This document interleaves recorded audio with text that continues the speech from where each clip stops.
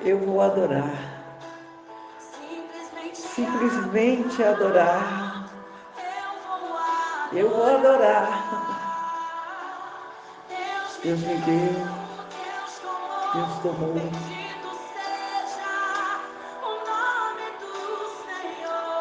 Aleluia. Aleluia. A Ele a honra. Amém. Oh, aleluia. Oh, Deus. Como é difícil, Senhor, declarar que o Senhor deu, que o Senhor tomou, e que mesmo assim louvado seja o meu Senhor. Aleluia. Coloquei esse louvor, queridos, que hoje nós vamos falar sobre sofrimento, tribulação, aflição. Amém? Então, eu gostaria que você prestasse atenção nesse tema, sofrimento, aflição, tribulação, tempos difíceis, tempos de deserto. Esse louvor, Jó tinha todos os motivos para deixar de acreditar que ele tinha um Deus. Mas ele continua declarando: Deus me deu, Deus tirou. Bendito seja o meu Senhor. E a gente vai passear um pouco por essa palavra que nós, seres humanos, procuramos com toda a nossa força evitar: sofrimento. E eu vou ler, para você a definição de sofrimento segundo o dicionário. O dicionário diz que sofrimento, mesmo que não desejado, não esperado, pode trazer grandes ensinamentos, despertando nas pessoas perseverança, resiliência, capacidade para superar conflitos, habilidade para se adaptar às circunstâncias adversas da vida. Essa é uma definição de sofrimento do dicionário. Agora, eu vou ler a definição do sofrimento, o que ele pode causar em nós, o que ele pode fazer em nós, segundo a Bíblia. Tiago, no capítulo 1, no versículo 2, o apóstolo está falando para aquele povo: meus irmãos, sintam-se felizes quando passarem por todo tipo de aflição. Meu Deus! Pois vocês sabem que quando a sua fé vence essas provações, ela produz em você perseverança. Que essa perseverança seja perfeita, a fim de que vocês sejam maduros na fé, corretos, não falhando em nada. Só tem uma coisa aqui, que bateu com o dicionário: a palavra perseverança. O resto, a gente sabe que o sofrimento nos traz amadurecimento, nos fortalece e nos molda. Mas o sofrimento, muitas vezes, não nos torna uma pessoa melhor, sabia? Não nos torna uma pessoa melhor automaticamente. Eu vou repetir uma frase que nós ouvimos muito na época da pandemia, com todo aquele sofrimento, com toda aquela tristeza, com todas aquelas mortes, meu Deus, com todo aquele choro, nossa. Algumas pessoas falaram, não, quando terminar tudo isso, as pessoas vão estar melhor, né? Vão ser pessoas, vão ser pessoas melhores. Essa era o discurso nosso, né? Vai servir para deixar as pessoas mais humildes, né? As pessoas mais tementes a Deus, as pessoas mais bondosas. Infelizmente, não foi isso que nós vimos. A grande maioria não. Mas a maneira de como você reage ao sofrimento que determina se você vai se tornar uma pessoa melhor ou mais amarga. Viver experiências como perdas de parentes próximos, como pai, mãe, filhos, avós, netos, ou até amigos, pode causar feridas profundas, a ponto que muitas pessoas, sabem, apesar de buscar ajudas profissionais, psicólogos, psiquiatras, terapeutas, ajudas espirituais, né? Buscar a Deus, estar mais junto, né? Com os irmãos da igreja. Mesmo assim, elas carregam essas feridas abertas a ponto de não conseguirem se levantar mais.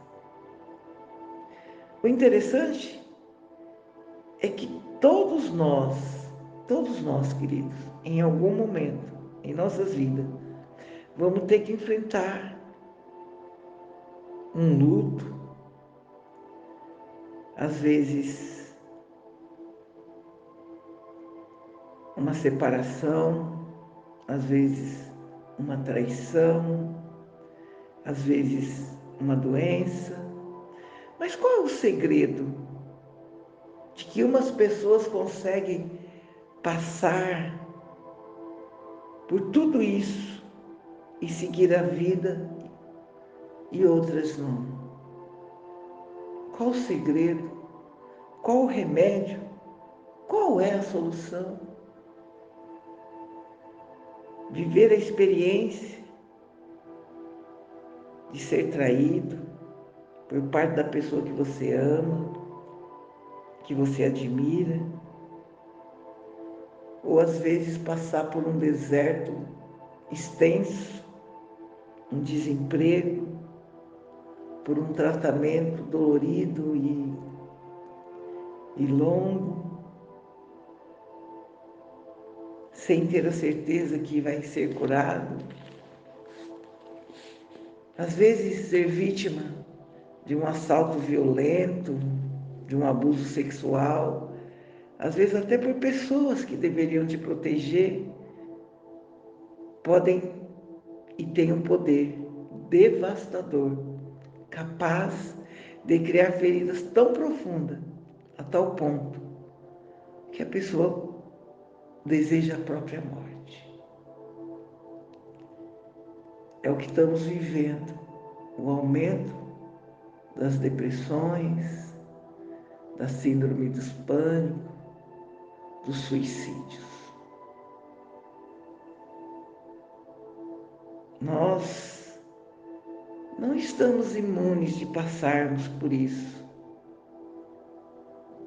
Não existe uma vacina para nos proteger.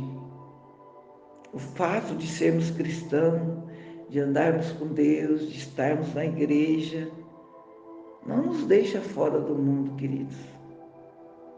Homens e mulheres que caminham com Deus passaram por esses momentos.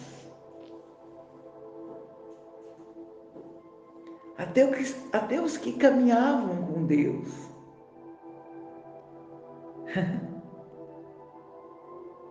O personagem do louvor que nós ouvimos no começo, ele chegou até a desejar que nunca ele tivesse nascido. Ele amaldiçoou o dia do seu nascimento.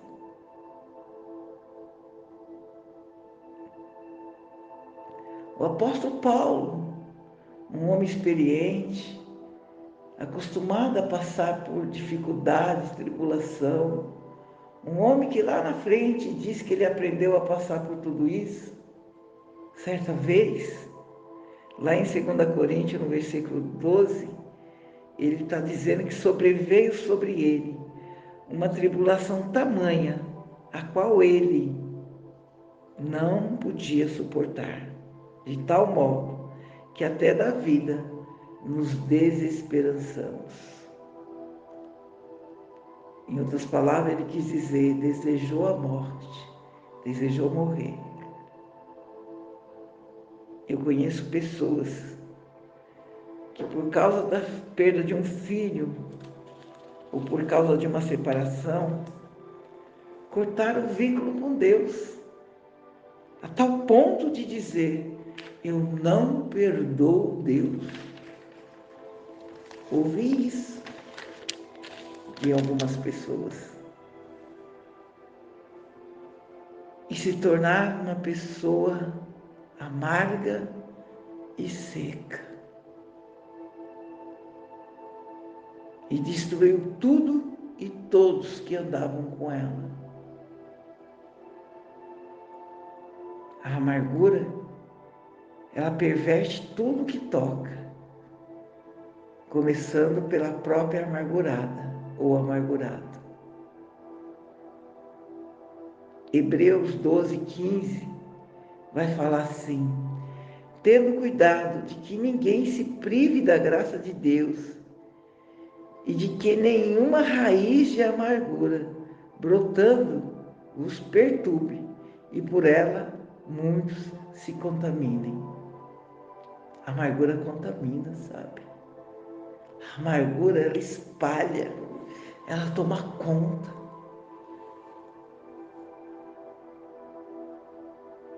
Deus proveu a sua graça para consolar em tempos de dor. É Deus que nos consola. Recusar a graça. Muitas pessoas recusam a graça, recusam a ajuda. Elas querem ficar nesse sentimento que o sofrimento causou. Ela cria esse ambiente e deixa a amargura crescer. E a amargura pode ter efeitos de longo alcance, longa duração e de autodestruição. O sofrimento vai estar na maior parte da nossa existência. Não tem jeito. Mas o próprio Deus nos fez uma promessa tão linda. Ele disse que estaria conosco todos os dias, até a consumação do século. Ele diz, filhos, no mundo tereis aflições, mas tende bom ânimo, porque eu venci o mundo.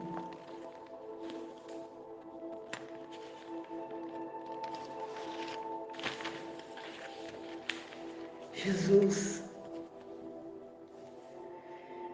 ele experimentou todos esses sentimentos e nos ensinou como a passar por eles. Ele era homem, apesar de ser Deus. Ele foi traído 2 vezes por Pedro, que jurou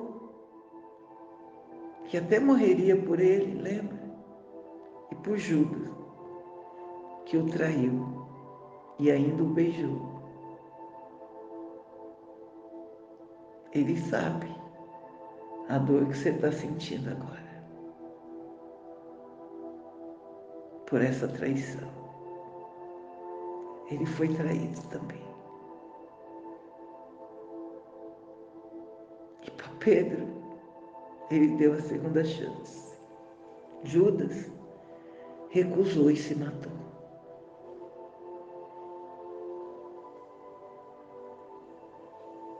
Jesus foi açoitado, humilhado, injustiçado, passou por privações, foi perseguido e, por fim, crucificado na cruz.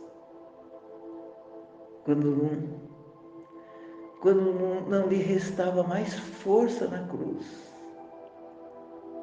ele bradou em alta voz: Pai, perdoa-os, pois eles não sabem o que fazem. Perdoa-os, porque eles não sabem o que fazem. Então, que nesta manhã, eu não sei o que o sofrimento causou em você. Eu não sei que ferida precisa ser fechada. Eu não sei que trauma precisa ser curado. Eu não sei. Mas o Senhor sabe. Eu não sei que lembranças precisam ser apagadas. Mas que hoje, nesta manhã,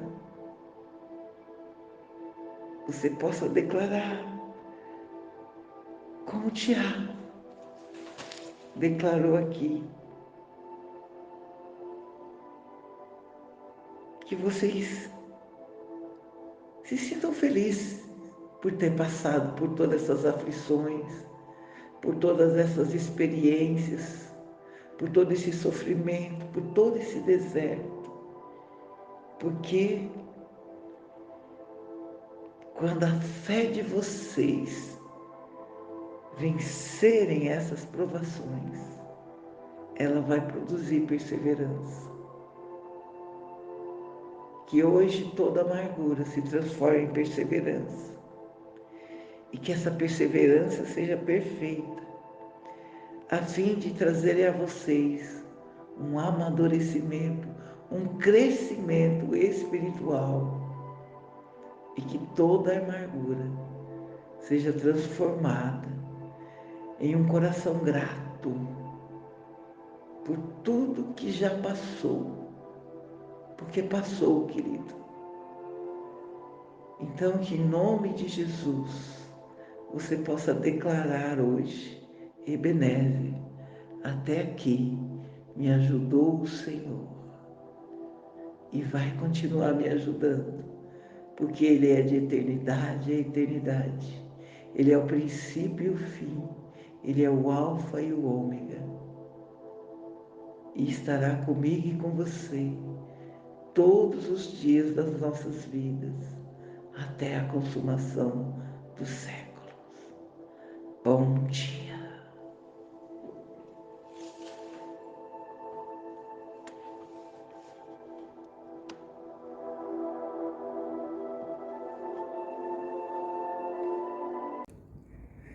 Bom dia, graça e paz, meus irmãos em Cristo. Primeiro, quero te agradecer imensamente por você ter acessado esse link e ouvido essa palavra. Essa palavra foi importante para você? Falou ao teu coração? Então, por favor, inscreva-se neste canal. Acesse o sininho, compartilhe, comente. Nos ajude a expandir o reino de Deus aqui na terra. Amém?